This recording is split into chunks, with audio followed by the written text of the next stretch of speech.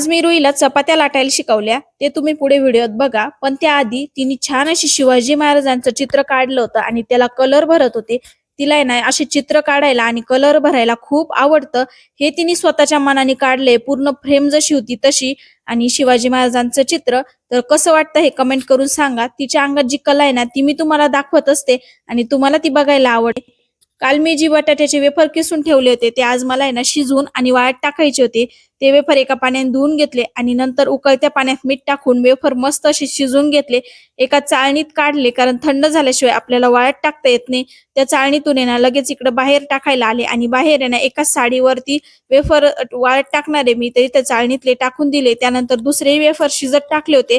तोपर्यंत म्हटलं चला जेवढे होतील तेवढे हे वेफर वाळत टाकून घेऊ, कारण सगळ्यात जास्त टाइम आहे ना वेफर वाळत टाकण्यासाठी लागतो. आणि ऊन पण बऱ्यापैकी झालं होतं, कारण सकाळी माझं दुसरं काम चालू होतं. तर इथे आहे ना मी आता जवळजवळ आहे ना सगळे वेफर टाकून घेते. रुही शाळेतून आली त्यामुळे ती पण मला थोडीशी मदत करू लागत होती आणि मुलांना अशी कामं करायला भारी वाटतं. त्यानंतर इथं दुपारी मी ना टरबुजाचा ज्यूस बनवला होता तो तिला देते आणि मी पण एन्जॉय करते, कारण उन्हाळ्याच्या दिवसात असं थंडगार काही प्यायला आहे ना छान वाटतं.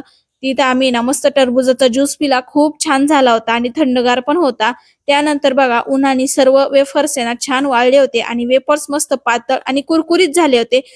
तर इथे आहे ना सर्व वेफर्स मी आता गोळा करून घेतेय, कारण आता ऊन पण कमी व्हायला लागलं होतं. त्यानंतर इथे आहे ना अहोंनी ऊसाचा रस आणला, तो पण आम्ही पिला, कारण आम्हाला सर्वांना ऊसाचा रस खूप जास्त आवडतो. आणि उन्हाळ्याच्या दिवसात जेवण तर काही जास्त जात नाही, त्यामुळे थंडगार असं पिलंच पाहिजे. संध्याकाळच्या जेवणामध्ये इथे मी चपात्या करायला बसले तर रुई म्हणे मला लाटायची आणि संपूर्ण चपाती तिने लाटली. म्हणजे उंडा कसा करायचा काय मी थोडस तिला सांगितलं, आणि काही गोष्टी कसं मुलं आपलं बघून पण शिकत असतात. तर तिने छान असा उंडा बघा तिच्या हातानेच केला आणि चपाती लाटते. थोडीशी वेडी वाकडी झाली, कारण माझं पीठ आहे ना पातळ असतं आणि मुलांना कसं एवढं पातळ पिठाच्या लाटता येणं जमत नाही. सुरुवातीला लाटायचं म्हणलं थोडंसं घट्ट पिठाचं, पण माझ्या पिठाची पण तिने ना छान अशी चपाती लाटली. आकार थोडासा बदलला, पण उंडा करण्यापासून तिने पूर्ण प्रोसेस बघितली आणि तशी केली, त्यामुळे खूप छान वाटलं. लेकीच्या हातची पहिली चपाती होती ती. त्यानंतर जे वेफर केले होते ते मस्त तळून घेतले, म्हटलं बघू कसे झाले ते.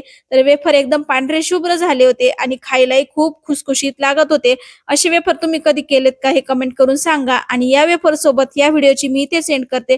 व्हिडिओ आवडला तर एक लाईक नक्की करा. चला पुन्हा भेटू उद्याच्या मिनी ब्लॉग मध्ये, तोपर्यंत बाय बाय.